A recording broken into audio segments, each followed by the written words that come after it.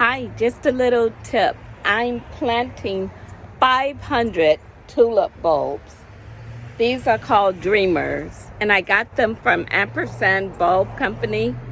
When you are planting your tulips, please wear gloves because they can be a little bit irritating to your hands. So when you're planting your tulips, wear gloves. And also I have a little basket because I have 500 tulips. I don't want to bring the whole box over here.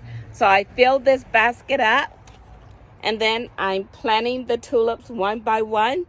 And then I go and I get another basket full of tulips. So please let me know what's going on in your garden. Make sure you subscribe so that you can follow me this next year.